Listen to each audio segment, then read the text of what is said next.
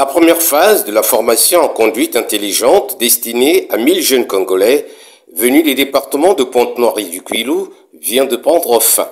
Initiée par le Conseil congolais des chargeurs, le Centre Trémar et l'Association des logisticiens du Congo, en partenariat avec la Direction générale des transports terrestres, cette formation a duré 6 mois et les participants ont suivi des cours théoriques et pratiques basés sur 18 modules repartis en 86 leçons concernant la sécurité, la sûreté, le sécurisme, le code de la route et la découverte des outils techniques modernes.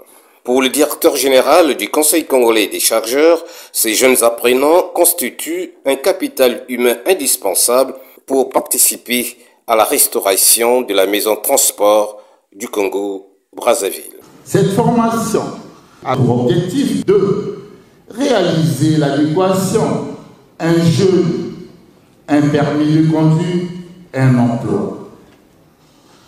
Combler le déficit en conducteurs intelligents au Congo.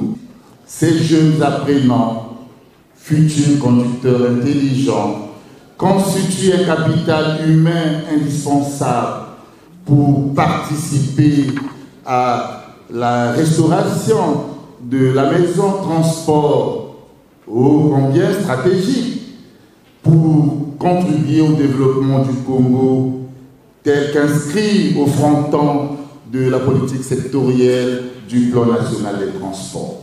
La marraine nationale de cette formation, Madame Ingrid Olga Ghislaine Ebouka Babakas, ministre en charge des transports, a loué les efforts consentis par les apprenants et a promis les accompagner pour l'achèvement de la deuxième phase de la formation consacrée à l'obtention du permis de conduire. Le gouvernement s'engage à prendre en charge les frais relatifs à l'examen.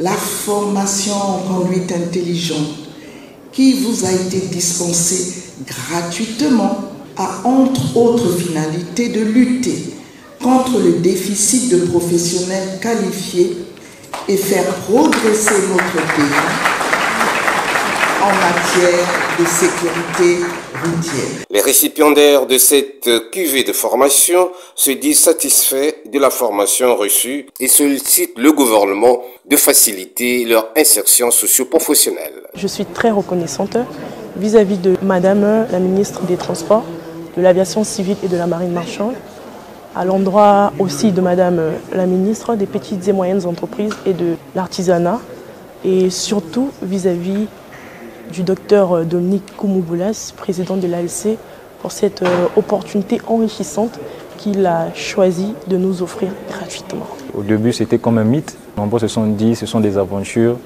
mais on s'est rendu compte que le gouvernement ne nous a pas abandonnés en nous donnant 3 possibilités gratuites. Nous avons une formation gratuite, en qualité en plus. Nous avions l'obtention d'un permis de conduire gratuit et l'obtention d'une carte d'artisan gratuite. Cette clôture de fin de formation a été marquée par la remise des attestations aux apprenants. Il est de rappeler que cette initiative s'inscrit dans le cadre de la mise en œuvre des projets profitables à la jeunesse congolaise tamponnés par le président de la République, Denis Sassou Nguesso.